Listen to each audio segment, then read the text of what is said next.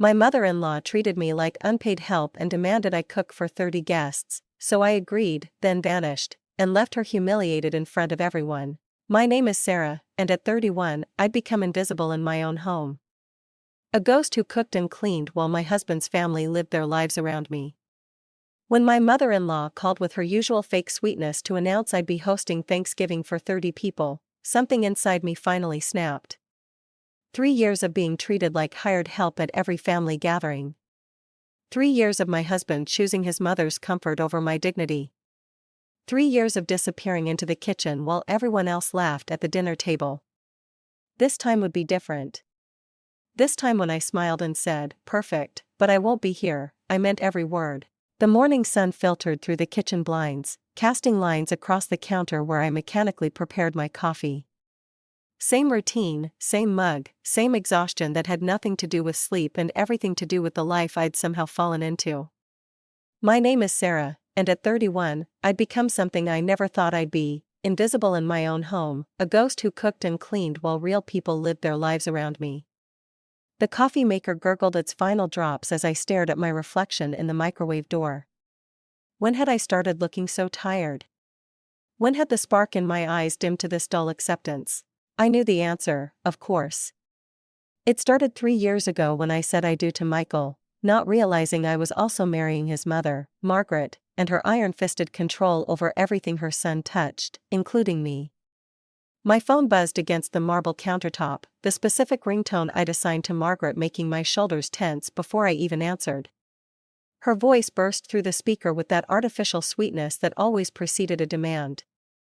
"Sarah, darling, I have wonderful news," she chirped, though we both knew wonderful in Margaret's vocabulary meant convenient for Margaret. "I've decided that Thanksgiving will be at your house this year. Isn't that marvelous? The whole family is just dying to see what you'll do with it." I set down my coffee cup slowly, feeling that familiar knot form in my stomach. The whole family? Oh, yes. All 30 of us. You have such a lovely home. My son chose well, and it's high time you host it. I'll send you the menu I've planned, nothing too complicated, just the traditional 20 dishes we always have. You'll need to start shopping this week. Of course, the menu. She'd already planned the menu for the dinner I'd be cooking in my house. The audacity should have shocked me, but it didn't. This was Margaret's way, steamrolling through life, flattening anyone who didn't move fast enough to get out of her path. "I hosted everyone at mine the last 6 years," she continued, her tone suggesting she was doing me an enormous favor, "but I think it's time to pass the torch. You've been in the family long enough to handle it." Handle it? Like I was being promoted to head servant. The memory of last Thanksgiving at her house crashed over me like ice water. I'd volunteered to help, foolishly thinking it would earn me some goodwill, and ended up spending 14 hours in her kitchen while she barked orders and criticized every slice, every garnish, every arrangement. When dinner was served, she'd presented everything as her own work while I stood in the corner, hands raw from washing dishes, watching the family laugh and toast her hospitality. I'd excused myself to the pantry and cried into a dish towel while 28 people enjoyed the meal I'd largely prepared. The year before that hadn't been much better: Easter, Christmas, 4th of July. Every holiday the same story: Sarah cooks, Sarah cleans, Sarah disappears into the background while Margaret holds court. "Sarah, are you there?" Margaret's voice sharpened, the sweetness evaporating. "Yes, I'm here." "Good. I'll email you the guest list and menu tonight. Oh, and make sure to use the good china, not whatever discount set you usually use. We have standards to maintain." The line went dead before I could respond. Not that she expected one. Margaret didn't have conversations, she issued decrees. I heard Michael's footsteps on the stairs, that heavy tread that meant he was checking his phone while walking. He appeared in the doorway, already dressed for work in the suit I'd pressed yesterday, his attention split between me and whatever was on his screen. "Was that Mom?" he asked, though he knew the answer. Who else would call at 7 in the morning? "She's decided we're hosting Thanksgiving. 30 people," he glanced up briefly, then back to his phone. "Oh, that's nice. The house could use some life in it." "Nice?" 30 people, nice? Michael, that's in 3 weeks. I'd have to cook for 30 people, clean the entire house, decorate. Babe, you're overthinking it. He poured himself coffee from the pot I'd made, not looking at me. Mom's just trying to include you more. She used to complain that you weren't involved enough with the family, and now she's giving you a chance to shine. A chance to shine? Like I was auditioning for a role I'd never wanted. Besides, he continued, straightening his tie in the hallway mirror, Mom's used to big holidays. She's been doing them for decades. You'll be fine. Maybe ask her for some tips. He kissed my forehead, that dismissive peck that meant the conversation was over, and headed for the door. I've got a late meeting tonight. Don't wait up. The door closed with a definitive click, leaving me alone with the sound of the coffee maker's automatic shut-off and the weight of 30 place settings on my shoulders. I sank into the kitchen chair, the one with the wobbly leg Michael kept promising to fix, and let my head fall into my hands. How had I gotten here? This wasn't the marriage I'd imagined. This wasn't the life I'd planned. My phone buzzed again, a text from my best friend, Jenna. Coffee? You sound like you need it. She always knew. Somehow Jenna always knew. An hour later, I sat across from her at our usual corner table in the little cafe downtown, the one that made lavender lattes and didn't judge when you ordered 3 pastries for breakfast. Jenna listened while I recounted the morning's conversation, her expression growing increasingly incredulous. Let me get this straight, she said, setting down her cup with deliberate precision. Your mother-in-law basically told you to host Thanksgiving for 30 people with a menu she's choosing, and your husband thinks this is you getting a chance to shine? That's the summary. She leaned forward, her voice dropping to that serious tone she used when she was about to say something I needed but didn't want to hear. Sarah, why are you doing this to yourself? What choice do I have? She's his mother. They're his family. You could say no. The words hung between us like a foreign language I never learned to speak. I can't just say no to Thanksgiving. Why not? Jenna's eyes sparked with something, anger maybe, or frustration. What's the worst that could happen? They get mad? They're already treating you like hired help. At least if they're mad, they're acknowledging you exist. It's not that simple. It's exactly that simple. You know what? Don't even say no. Just don't do it. I laughed, but it came out bitter.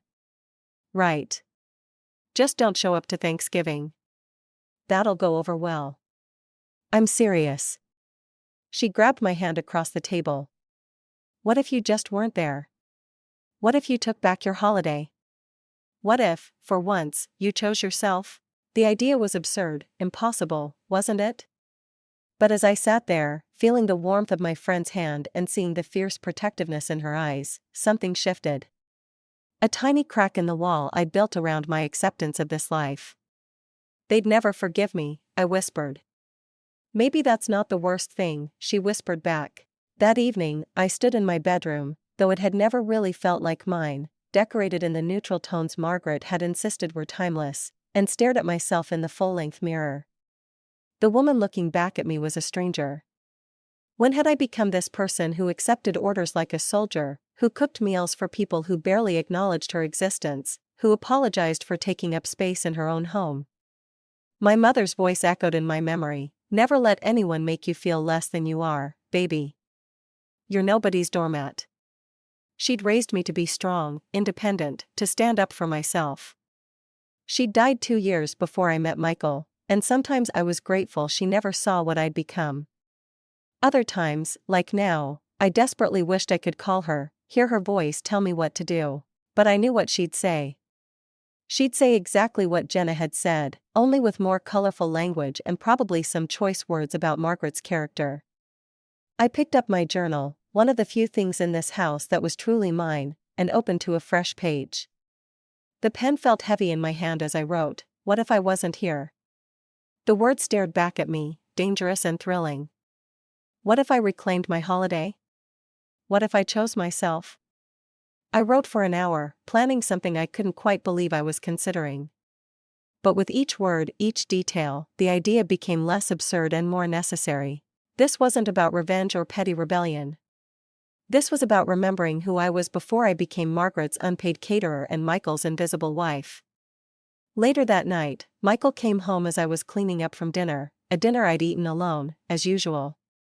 He loosened his tie and grabbed a beer from the fridge, settling into his recliner with the remote. "Hey," I said, testing the waters. "What would you think if I wasn't here for Thanksgiving?" He laughed, not even looking away from the TV. "Yeah, right. Where would you go?" "I'm serious. What if I had other plans now?" He looked at me, but his expression was amused, condescending. "Babe, you don't have other plans. Besides, Mom would flip. You know how she is about family holidays." Yes, I knew exactly how she was. But hypothetically, there's no hypothetically. You're hosting Thanksgiving. End of story. He turned back to the TV, channel surfing with aggressive clicks. "Can you grab me some chips while you're up?" I stood there for a moment, watching him dismiss me as easily as changing a channel. Then I went to the kitchen, got his chips, and placed them on the side table next to him. He grunted what might have been thanks. But as I walked back to the kitchen, I caught my reflection in the hallway mirror and saw something different, a tiny smile, a spark of something that looked like the woman my mother had raised. In 3 weeks, they expected me to cook, clean, serve, and disappear. In 3 weeks, they'd learn that expectations and reality don't always align. I went back to my journal and wrote one more line: "I won't be here." Then I practiced saying it in the mirror, watching my face transform with each repetition. The tired woman faded, replaced by someone I recognized from long ago, someone who knew her worth. "You want me to host Thanksgiving?" I whispered to my reflection, imagining Margaret's smug face. "Perfect. But I won't be here." The next family gathering was scheduled for Sunday dinner at Margaret's house, a weekly torture disguised as tradition. I'd spent the morning choosing my outfit carefully, not the floral dress Margaret always said made me look sweet, but a sharp black blazer and pants that made me feel like armor. Michael noticed, frowning as I applied lipstick in the car. "You look like you're going to a business meeting." "Just trying something different," I said, checking my reflection one last time. The woman in the mirror looked ready for battle.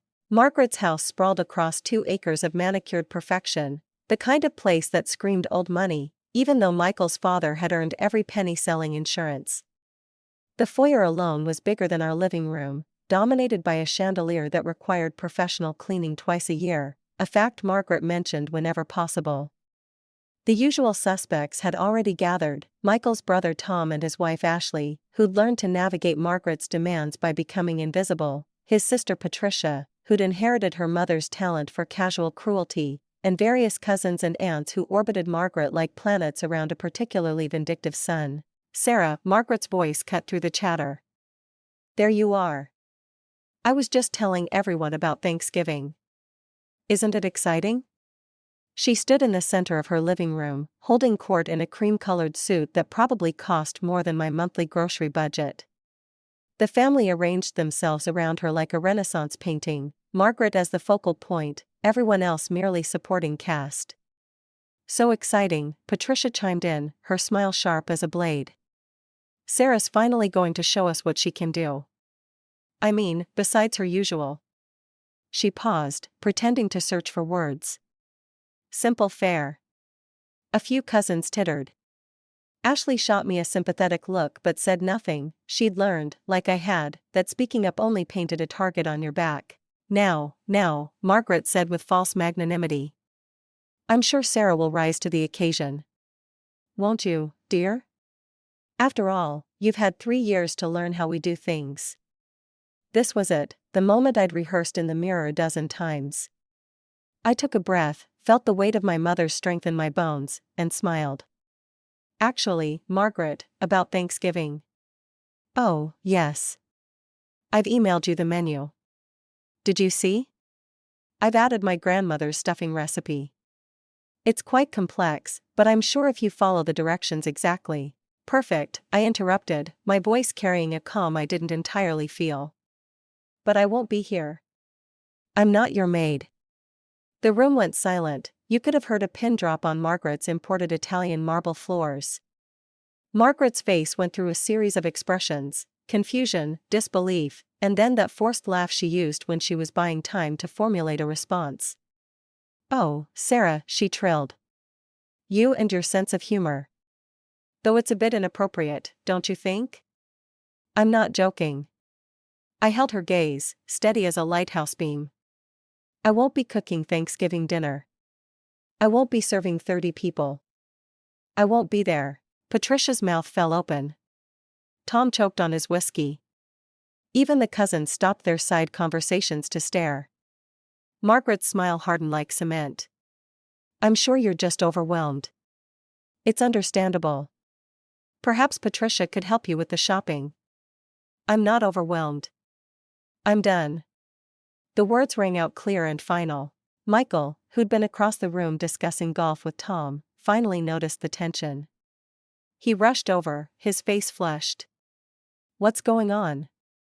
"Your wife," Margaret said, her voice dripping venom disguised as concern, "seems to be having some sort of episode." "I'm having clarity," I corrected. "I won't be hosting Thanksgiving. Find another venue." Michael grabbed my arm, not hard enough to hurt, but firm enough to convey his panic. "Can I talk to you privately?" He practically dragged me to Margaret's study, closing the door behind us with barely controlled fury. "What the hell are you doing?" he hissed. "You just embarrassed my mother in front of everyone." "She embarrassed herself by assuming I'd comply with her demands." "Demands?" "She's including you. This is what you wanted, isn't it? To be part of the family." I laughed, and it must have sounded unhinged because he took a step back. "Part of the family? Michael, I'm the help. I'm the one who cooks while everyone else eats. I'm the one who cleans while everyone else relaxes. Your mother doesn't want me to be part of the family, she wants me to serve the family." "You're being dramatic." "Am I? When was the last time your mother asked me about my job? My interests? When was the last time any of them had a conversation with me that wasn't about what I could do for them?" He ran a hand through his hair, that gesture he made when reality threatened to penetrate his bubble of denial. "Look, just apologize. Say you're stressed with work or something. We'll smooth this over." "No, Sarah, no, Michael. I'm done smoothing things over. I'm done pretending this is normal. I'm done being invisible in my own life." "You'd better fix this," he said, his voice low and threatening in a way I'd never heard before. "This is my family. And I'm your wife. Or doesn't that matter?" He didn't answer, just stormed out, leaving me alone in Margaret's study, surrounded by photos of family gatherings where I appeared in exactly none of them. I took a moment to compose myself, then walked back to the living room. The conversation stopped the moment I appeared. "Everything sorted?" Margaret asked, her tone suggesting she expected capitulation. "Yes," I said simply. "I'll be taking a trip over Thanksgiving. You'll need to make other arrangements." Then I walked out, leaving Michael to make excuses or not. I no longer cared. The next morning, I opened my laptop and started searching for cabin rentals. I wanted something remote, peaceful, the complete opposite of Margaret's Thanksgiving circus. I found it on the third page of results, a modest cabin on Lake Serenity, 2 hours north, surrounded by nothing but trees and water. The photos showed a stone fireplace, a deck overlooking the lake, and most importantly, blessed solitude. I booked it for 5 days, Wednesday through Sunday. The confirmation email felt like freedom in digital form, but I wasn't done. If I was going to burn this bridge, I might as well add some fireworks. I called Maison Blanc, the high-end catering company in town, and arranged for a complete Thanksgiving dinner for 30 to be delivered to our address on Thursday at noon: turkey, sides, desserts, everything Margaret's menu demanded, and more. The price made me wince until I remembered the inheritance from my father sitting in my separate account, the one Michael didn't even know existed. "Would you like us to include setup and service?" the pleasant voice on the phone asked. "No, just delivery. They can serve themselves." I could almost hear Margaret's indignation at having to serve herself food someone else had cooked. The thought made me smile. Next, I called my lawyer friend Diana, who'd been my college roommate and knew my situation better than most. "I need a favor," I said. "A delivery on Thanksgiving Day." "This sounds interesting." "What kind of delivery?" "Remember those documents about the house? The ones proving my father left it to me before I got married." Diana whistled low. "You're going nuclear." "I'm going honest." "Will you do it?" "With pleasure." I never liked that woman. I prepared the envelope carefully, including copies of the deed, my father's will, and a brief letter explaining that while I welcomed family to my home, I would no longer tolerate disrespect within its walls. I sealed it with wax, a bit dramatic perhaps, but if I was going to make a statement, I might as well make it memorable. The week progressed with increasing tension. Michael had moved to the guest room, communicating mainly through huffs and slammed doors. Patricia called twice to mock my little tantrum, as she put it. Margaret sent daily emails with increasingly passive-aggressive subject lines. "Thanksgiving menu since you're apparently too busy," "family traditions, remember those," and my personal favorite, "disappointed." I responded to none of them. Instead, I focused on my preparations. I cleaned the house meticulously, not for them, but for me, so I could return to a space that felt like mine. I stocked the fridge with easy meals for Michael, not out of obligation, but to eliminate any excuse for him to play the victim. I even prepared a simple instruction sheet for the coffee maker, though he'd lived here for 3 years. On Tuesday night, I packed my bags with the kind of care usually reserved for exotic vacations: books I'd been meaning to read, the expensive wine I'd been saving, comfortable clothes that Margaret would call frumpy, and my journal, which had become my confidant through this journey. Michael came home late, as he had every night since Sunday's confrontation. He stood in the bedroom doorway, watching me fold a sweater. "You're really doing this," he said, not a question, but an accusation. "Yes. You're really going to humiliate my family." I paused, considering my words carefully. "Your family has humiliated me for 3 years. I'm just choosing not to participate anymore. This is insane. You're throwing away our marriage over one dinner." "No, Michael. Our marriage has been eroding with every dinner where I'm treated like the help, every holiday where I disappear into the kitchen, every family gathering where your mother's comfort matters more than my dignity. This isn't about one dinner, it's about all of them." He shook his head, disgust clear on his face. "I don't even know who you are anymore." "That's the problem," I said softly. "You never did." Thanksgiving morning arrived crisp and clear, the kind of November day that made you grateful for warm houses and family gatherings, unless you were deliberately abandoning both. I woke at 5, not from nervousness, but from a strange excitement. My bags were already in the car, hidden in the garage so Michael wouldn't see them. He was still asleep in the guest room, having come home well past midnight. I suspected he'd been at his mother's, strategizing how to handle my rebellion. I made coffee quietly, savoring the last morning in my kitchen before everything changed. The house felt different somehow, like it knew something momentous was about to happen, or maybe that was just me, projecting my own anticipation onto familiar walls. At 6:30, I heard Michael's alarm. His footsteps were heavy, aggravated as he made his way to the bathroom. I had one last task to complete. The note was simple, written on the cream cardstock I'd bought specifically for this purpose: "Michael and family, enjoy your Thanksgiving. The house is clean. The coffee is made. And I've arranged a surprise for you all. I'll be back Sunday. Sarah." I taped it to the refrigerator with a strawberry magnet from our honeymoon in Florida, a bit of irony that satisfied something petty in me. Michael emerged from the bathroom as I was grabbing my purse. He looked at me with a mixture of disbelief and anger. "You're actually leaving?" "I told you I would. My mother will be here at 10 to start cooking. Then she'd better bring groceries." His face went red. "This is childish. You're acting like a child throwing a tantrum." I shouldered my purse and looked at him one last time. Children throw tantrums when they don't get what they want. Adults set boundaries when they're being mistreated. Learn the difference.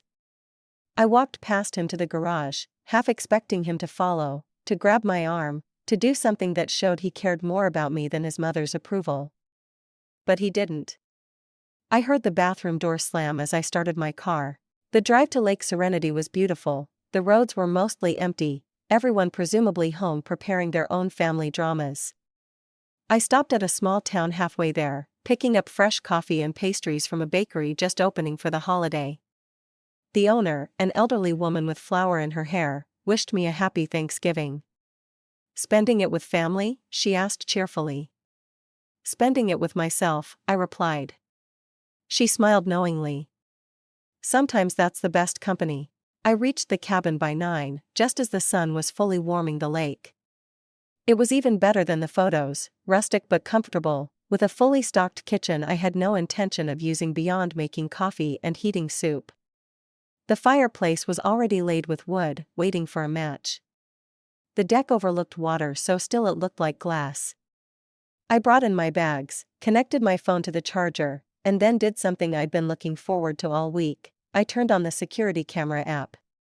We'd installed cameras after a break-in in the neighborhood last year.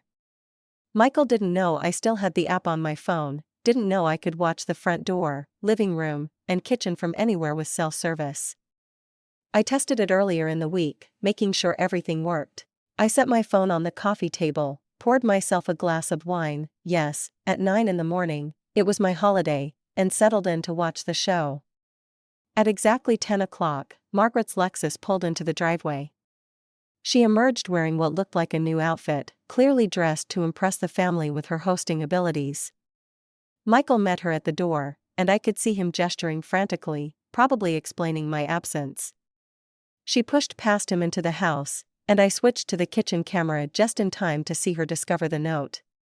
Her face was a masterpiece of emotion, confusion, rage, disbelief, and then pure fury. She ripped the note from the refrigerator and waved it at Michael, who stood there like a scolded child. Patricia arrived next with her husband, then Tom and Ashley, then the cousins in waves. Each arrival prompted Margaret to retell the story, her gestures becoming more dramatic with each iteration. I couldn't hear the words, but I didn't need to, the body language said everything. By 11, all 30 guests had arrived. The kitchen camera showed Margaret opening and closing cabinets, finding nothing but everyday dishes and basic ingredients. Someone, probably Ashley, bless her, seemed to suggest ordering food, but Margaret's expression shut that down immediately. The chaos was building beautifully, cousins stood around awkwardly, children whined about being hungry, and Michael looked like he wanted to disappear into the floor. Margaret kept checking her phone, presumably calling me, though my phone remained blissfully silent on the coffee table.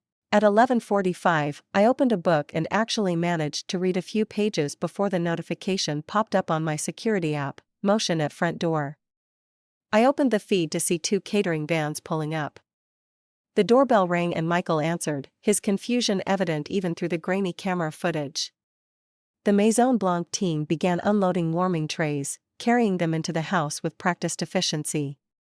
The living room camera showed the family's stunned faces as the caterers set up a full Thanksgiving spread on the dining table I'd cleared the night before, turkey carved and ready, sides in elegant serving dishes, pies, and desserts arranged on Margaret's precious silver platters I'd left out specifically for this purpose. Margaret found the invoice, of course, the caterers always leave one. She stared at it, then at the food, then at Michael, who threw his hands up in obvious confusion. The cousins, unaware of the full drama and probably hungry, began serving themselves. One of the children clapped excitedly at the dessert display. Even Tom cracked a smile, nudging Ashley and pointing at what looked like an impressive spread. But Margaret stood frozen, the invoice in her hand, her entire narrative disrupted. She had wanted to paint me as the selfish daughter-in-law who abandoned the family on Thanksgiving. Instead, I'd provided a feast she couldn't take credit for, couldn't control, couldn't criticize.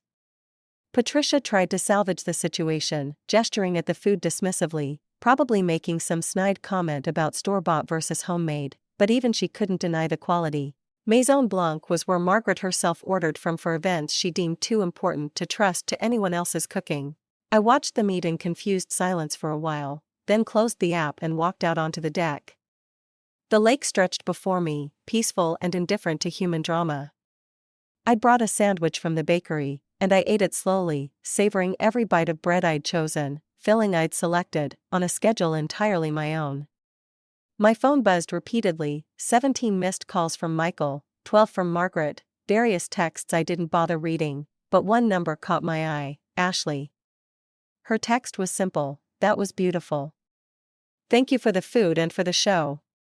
I smiled and deleted the message thread, no evidence, no trail. As the sun began its afternoon descent, painting the lake in golds and oranges, I thought about what was happening back at the house. Were they discussing me over the meal I'd provided? Was Margaret spinning some story about my mental state, my selfishness, my inability to handle simple family responsibilities?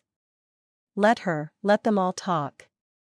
They were eating food I'd paid for in a house I owned while I sat beside a lake, finally understanding what my mother had tried to teach me. Self-respect isn't selfish, it's necessary. I raised my wine glass to the setting sun, to my mother's memory, to the woman I was becoming again. "Happy Thanksgiving," I whispered to the lake, and for the first time in 3 years, I meant it. Back at the house, as I would later learn from Ashley, the meal had descended into awkward chaos. Margaret tried to claim she'd ordered the catering as a surprise, but the invoice with my name exposed the lie. Some relatives praised the food, others questioned why I wasn't there, and a few, the smarter ones, began to piece together years of observations about how I'd been treated. Michael apparently drank too much wine and ended up in a shouting match with Tom about loyalty and family values, which Tom countered with questions about why Michael let his mother treat his wife like hired help. Patricia's husband, usually silent at family gatherings, asked point-blank why they were all pretending this was normal, sending Patricia into tears of rage. The children, oblivious to adult drama, declared it the best Thanksgiving ever because no one made them wait to eat and there were 3 kinds of pie. As evening fell over Lake Serenity, I lit a fire in the cabin's fireplace and opened my journal. Tomorrow would bring consequences, confrontations, ultimatums. But tonight, for the first time in years, I felt like myself, not Michael's wife, not Margaret's personal chef, not the invisible woman in the corner, just Sarah. And that was enough. That was everything. The morning after Thanksgiving arrived with fog rolling across Lake Serenity, turning the world into a watercolor painting of grays and silvers. I'd slept better than I had in months, waking naturally without an alarm or the anxiety of what Margaret might demand that day. My phone had finally stopped buzzing around midnight, 63 missed calls in total, 48 text messages, and 12 voicemails I had no intention of listening to. The silence felt like a luxury I'd forgotten existed. I made coffee in the cabin's simple kitchen and carried it out to the deck, wrapped in a blanket I'd found in the closet. The lake was invisible in the fog, but I could hear it lapping gently against the shore, a rhythm that matched my finally steady heartbeat. At 9, I turned on my phone's security app one more time. The house was empty except for Michael, who sat at the kitchen table with his head in his hands, surrounded by containers of leftover catering. He looked rough, unshaven, still in yesterday's clothes, the picture of a man whose world had shifted without his permission. I closed the app and opened my laptop instead, curious about the social media fallout. Margaret maintained a carefully curated Facebook presence, and several family members were prolific sharers of family gatherings. Patricia had posted first at 11 p.m. on Thanksgiving, "Some people don't deserve the families they marry into. Thankful for those who understand loyalty and tradition." Subtle as a brick, that one. But then came the interesting ones. Tom's wife, Ashley, had shared a photo of the dessert table with the caption, "Grateful for unexpected kindness and generous spirits. Sometimes the best gifts come from those who aren't even present." A cousin I barely knew had written, "Interesting Thanksgiving this year. Makes you think about family dynamics and who really does the work versus who gets the credit." Food for thought, pun intended. And then there was Margaret's post, shared at 2 a.m., clearly after several glasses of wine, disappointed by those who abandoned family when needed most. But we Richardsons persist. We don't run from responsibility. The comment section was a battlefield. Some relatives offered support, Others asked pointed questions about what happened, and a few brave souls suggested that maybe I'd had my reasons. One comment from Michael's great-aunt caught my eye. "Margaret, dear, perhaps it's time to consider why she felt the need to leave." I screenshotted everything, not for any particular purpose, but as evidence that I wasn't imagining the divide forming in the family narrative. My phone rang, Ashley calling, not texting. I debated for a moment, then answered. "Sarah, thank God. Are you okay?" "I'm fine, Ashley. Better than fine, actually." "Where are you?" "Somewhere peaceful." "How bad was it after dinner?" Ashley laughed, but it sounded strange. "Bad?" Margaret tried to hold court like usual, but people kept asking where you were. Then someone pointed out that you'd paid for all the food, and she lost it, started ranting about ungrateful women who don't understand family values. Sounds about right. But here's the thing, not everyone agreed with her. Tom actually defended you.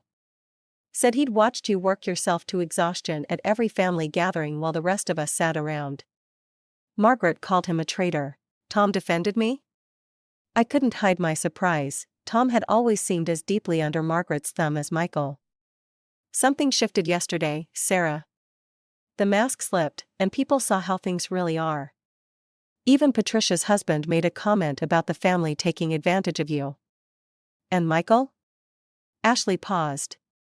He got drunk, very drunk. Kept calling you, leaving increasingly angry voicemails.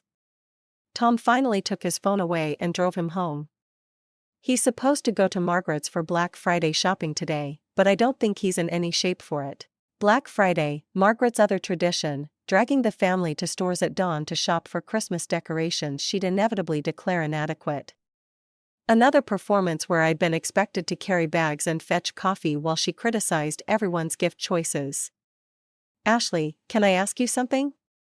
Why did you never say anything, all those times you saw how she treated me? A long sigh. Because I'm a coward. Because Tom and I are saving to buy a house and Margaret promised to help with the down payment. Because I convinced myself it wasn't my business. I'm sorry, Sarah. I should have stood up for you. It's not your job to fight my battles. No, but it's my job to be a decent human being, and I failed at that. For what it's worth, you've inspired me. I told Tom last night that I'm done with the command performances. If Margaret wants to see us, she can treat us like adults, not servants. After we hung up, I sat with that information. The family was fracturing, dividing into camps. Part of me felt guilty. I hadn't wanted to destroy anyone else's relationships. But the larger part, the part that was finally breathing freely, recognized that I hadn't destroyed anything. I'd simply stopped enabling Margaret's toxicity, and the resulting explosion was her doing, not mine. By afternoon, the fog had lifted, revealing the lake in all its November glory. I took a long walk along the shore, picking up smooth stones and skipping them across the water like I had as a child. Each stone that sank felt like another weight lifted from my shoulders. When I returned to the cabin, I had 3 new voicemails from numbers I didn't recognize. Curiosity won, and I listened. The first was from Michael's Aunt Louise, his father's sister who rarely attended family gatherings. "Sarah, dear, I heard what happened. Good for you. Margaret needed someone to stand up to her. If you need anything, call me." The second was from a cousin's wife I'd spoken to maybe twice. "Hi, Sarah. It's Rebecca. Just wanted you to know that not everyone is on Margaret's side. What you did was brave. Enjoy your peace." The third made me sit down hard on the cabin sofa. "Sarah, it's Margaret." Her voice was controlled. "I see. I don't know what game you're playing, but it ends now. You'll come home immediately, apologize to the family, and we will never speak of this embarrassment again. If you don't, there will be consequences. You may have married my son, but you will never be a Richardson. You're nothing but a gold digger who got lucky. The prenup Michael signed makes sure you'll get nothing if this marriage ends. Come home now or prepare to lose everything." Prenup? We didn't have a prenup. Michael had mentioned it once early in our engagement, but I'd refused to sign anything, and he dropped it, or so I'd thought. I called Diana immediately. "Please tell me Michael didn't forge my signature on a prenup," I said without preamble. "Hello to you, too," Diana laughed. "How's the cabin?" "Diana, I'm serious. Relax. Even if he did, which would be incredibly stupid and very illegal, it wouldn't matter. The house is yours, pre-marriage inheritance. Your father's will is ironclad. And forging a prenup? That's fraud. That would end very badly for him, not you. Margaret just threatened me, said I'll get nothing if the marriage ends. Margaret can threaten all she wants. She's not a lawyer, and she clearly doesn't know the law. Want me to send her a cease and desist? Not yet. Let her dig her own hole a little deeper first." That evening, as I sat by the fire with a book and a glass of wine, my phone rang again, Michael, from a number I didn't recognize, probably Tom's phone. Against my better judgment, I answered. "Sarah." His voice was rough, hollow. "Please come home. I told you I'd be back Sunday. Mom's losing it. She's calling lawyers, talking about having you committed, saying you're having a mental breakdown." I laughed, actually laughed. Let her try. I'm sure a judge would be fascinated to hear why taking a vacation constitutes a mental breakdown. This isn't funny. You've destroyed everything. No, Michael. I've revealed everything. There's a difference. She's saying you'll never be welcome in the family again. Was I ever welcome, or was I just useful? Silence. Then, why are you doing this to me? To you, Michael? When did this become about you? When have any of my feelings, my exhaustion, my dignity ever been about more than how they inconvenience you? You're my wife. You're supposed to support me. And you're my husband. You're supposed to protect me, to choose me, to see me as more than your mother's personal chef. When did you last do any of that? He stopped, and for a moment I thought maybe, finally, he might understand. But then, you know how she is. It's easier to just go along. For you, maybe, not for me. Not anymore. If you don't come back tomorrow and fix this, I don't know if we can come back from this. Maybe we shouldn't. The words hung between us, heavy with 3 years of accumulated truth. You don't mean that, he said, but uncertainty crept into his voice. Sunday, Michael. I'll be back Sunday. What happens after that depends entirely on whether you're ready to be a husband instead of Margaret's son. I hung up and turned off my phone. Tomorrow was Saturday. I had one more full day of peace before facing whatever came next. That night, I dreamed of my mother. She was sitting beside me on the deck, looking out at the lake, her hand warm in mine. You did good, baby, she said in the dream. You remembered who you are. I woke with tears on my cheeks but a smile on my lips. Somewhere, somehow, I knew she was proud. Saturday morning brought unseasonable warmth, what my grandmother would have called fall summer, nature's last gift before winter truly set in. I took my coffee to the deck again, this time without a blanket, and watched the sun paint the lake in shades of gold and turquoise. At exactly 9 a.m., my phone buzzed with a text from Diana, delivered the envelope to Margaret's house. Michael signed for it. Buckle up. I'd almost forgotten about the envelope in the drama of the past 2 days, the documents proving my ownership of the house, the letter stating my boundaries, the bomb that would shift the power dynamic completely. I turned on the security app, needing to see this unfold. The kitchen camera showed Michael at the table, the manila envelope unopened in front of him. He was on the phone, gesturing animatedly, probably talking to his mother. After a few minutes, he ended the call and stared at the envelope like it might bite him. Finally, he opened it. I watched his face change as he read, confusion first, then disbelief, then what looked like panic. He shuffled through the papers, the deed, my father's will, the documentation showing the house had been mine before we ever met. His mother had been demanding I host Thanksgiving in a house she had no claim to, in a home that was mine alone. His phone must have rung because he answered it, and even through the security camera, I could see him shouting. He held up the papers to the camera as if whoever was on the other end could see them. 20 minutes later, Margaret's Lexus screeched into the driveway. She stormed into the house with Patricia and Tom in tow. The living room camera captured the scene, Michael showing them the papers, Margaret snatching them from his hands, Patricia pacing like a caged animal, and Tom, surprisingly, sitting calmly on the sofa, almost smiling.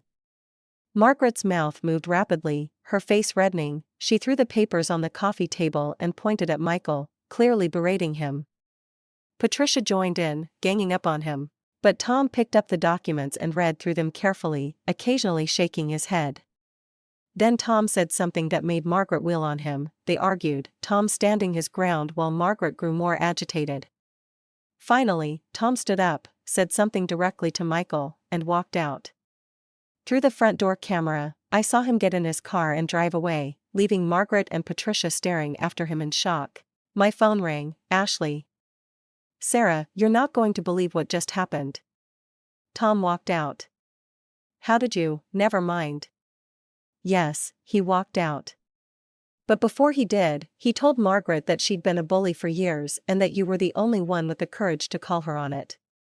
He said he was done enabling her and if she wanted a relationship with him, she'd have to earn it. Tom said that? Sarah, this is like watching a dynasty crumble. Patricia's husband just texted me asking if we want to grab drinks and discuss exit strategies from the Richardson empire. I never meant for, stop. Don't you dare apologize. This reckoning was decades overdue. Margaret's ruled through fear and manipulation for so long everyone forgot they had choices. You reminded us. After Ashley hung up, I sat in stunned silence. The ripple effects were spreading far beyond what I'd anticipated. Guilt warred with satisfaction, but ultimately satisfaction won. These were adults who'd chosen to enable Margaret's behavior. If my refusal to continue playing along had exposed the dysfunction, that wasn't my fault. I spent the afternoon at a small-town antique shop, browsing peacefully through items that had survived longer than most relationships. The elderly owner, a man with kind eyes and gnarled hands, asked if I was looking for anything special. Just looking, I said. Taking a break from family drama. He chuckled. Holidays bring out the best and worst in families. Though in my experience, the worst usually needs to come out, like lancing a boil. Painful but necessary. That's actually very wise. 60 years of marriage teaches you things. My wife's family hated me for the first decade, thought I wasn't good enough. Then one Christmas, I just stopped trying to prove myself to them. You know what happened? What? They finally saw me, the real me, not the version trying to earn their approval. Some of them liked what they saw, some didn't. But at least it was honest. I bought a small ceramic bird from the shop, a bluebird that reminded me of the ones my mother used to feed. It felt like a sign, a tiny symbol of the freedom I was finding. When I returned to the cabin, I had 17 more missed calls and a voicemail from a number I didn't recognize. Curiosity won again, Mrs. Richardson, or should I say Miss Chen, since apparently you never legally changed your name. This is Hamilton Pierce from Pierce & Associates.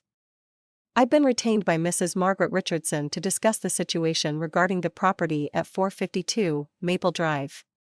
Please contact me at your earliest convenience to discuss a resolution that benefits all parties. A lawyer? She'd actually called a lawyer. I forwarded the voicemail to Diana with a single question mark. Diana called back laughing. Hamilton Pierce? She hired Hamilton Pierce. Oh, this is perfect. He's a golf buddy of her husband's who does real estate law. I'll eat him for breakfast. What could she possibly think she'll accomplish? Intimidation, it's her only move. She's hoping legal threats will scare you into compliance. How little she knows you. That evening, I cooked myself a simple dinner, pasta with butter and garlic, a salad, bread from the local bakery. I ate slowly, savoring each bite, remembering all the elaborate meals I'd cooked that I'd been too exhausted to enjoy. As night fell, I sat by the fire and opened my journal. Tomorrow, I would go home. Tomorrow, I would face whatever awaited me. But tonight, I wrote. Things I've learned this week: 1. Boundaries aren't cruel, they're necessary. 2. People will treat you exactly as badly as you allow them to. 3. Marriage without respect is just legal roommates. 4. My mother was right. I'm nobody's doormat. 5. Sometimes the best gift you can give someone is the truth. 6. Freedom tastes like pasta eaten in peaceful silence. 7. I am enough just as I am. My phone buzzed with one final text from an unknown number. I almost didn't read it, but something made me look. Sarah, this is Robert Richardson, Margaret's brother-in-law. Heard about Thanksgiving. Reminded me why I haven't spoken to Margaret in 5 years. You did what I never had the courage to do, stood up to her in front of everyone. If you need a reference for the divorce lawyer, I know a good one. Welcome to the free world. Even Margaret's extended family was reaching out. The avalanche I'd started was still gathering momentum. Tomorrow would bring confrontation, possibly the end of my marriage, certainly the end of something. But as I banked the fire and headed to bed in the cozy cabin bedroom, I felt ready. Whatever came next, I would face it as myself, not the diminished version I'd become, but the woman my mother raised me to be. Sunday arrived with rain, a steady drizzle that turned the world soft and gray, fitting weather for what felt like a funeral, the death of who I'd been for the past 3 years. I packed slowly, carefully, treating each item like it mattered: the clothes that had made me feel like myself, the books that had kept me company, the journal that had witnessed my transformation, the ceramic bluebird I wrapped in tissue paper and tucked safely in my purse, my talisman for whatever came next. The drive home was meditative, the rain creating a cocoon around my car. I didn't play music, didn't need the distraction. My thoughts were clear, my resolve solid. Whatever awaited me at home, I was ready. I pulled into the garage at exactly 2 p.m. Michael's car was there, of course. I wondered if he'd been waiting by the window like a dog anticipating its owner's return.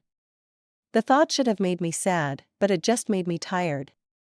The house felt different when I walked in, or maybe I felt different in it.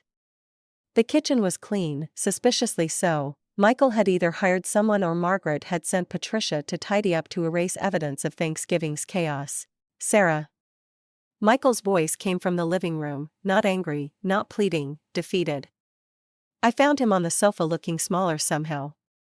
He'd shaved, changed clothes, made an effort, but his eyes were hollow, rimmed with the kind of exhaustion that comes from forced revelation. "You're back," he said unnecessarily. I said I would be. We stared at each other across the coffee table where the envelope's contents were spread out like evidence in a trial.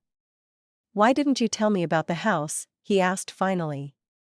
"When would I have, when you and your mother were redecorating without asking me? When she was criticizing my choice of curtains in my own home?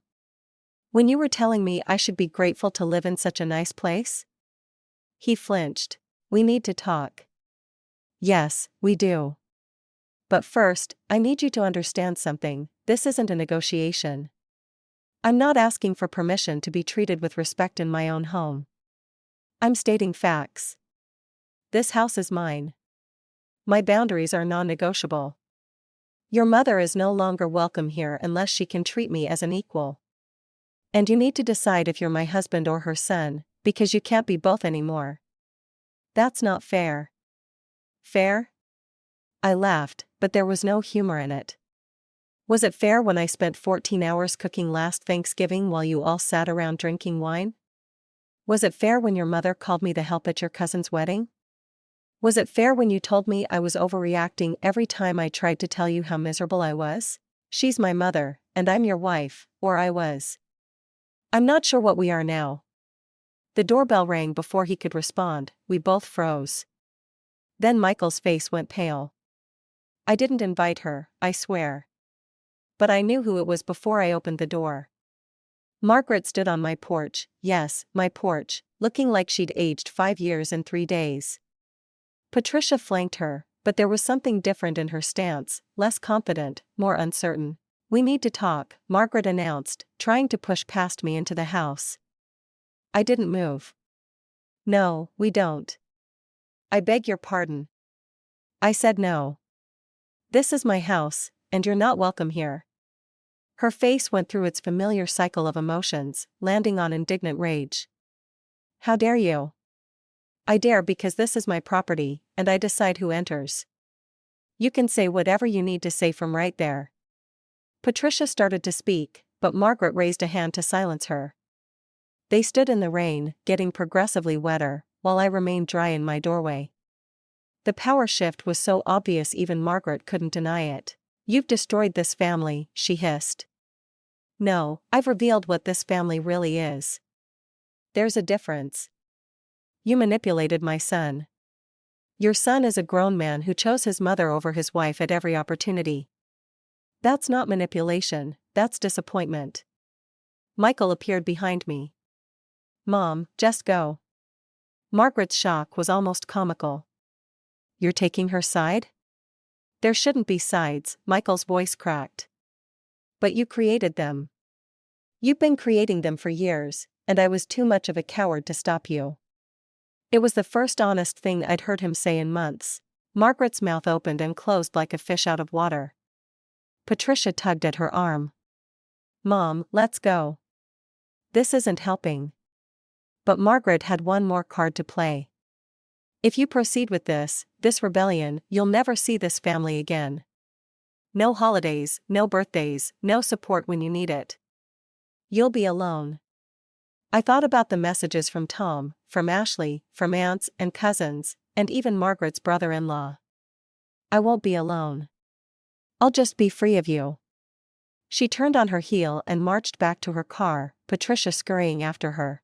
As they drove away, Michael and I stood in the doorway, neither of us sure what to say. Finally, he spoke. I got a call from Tom.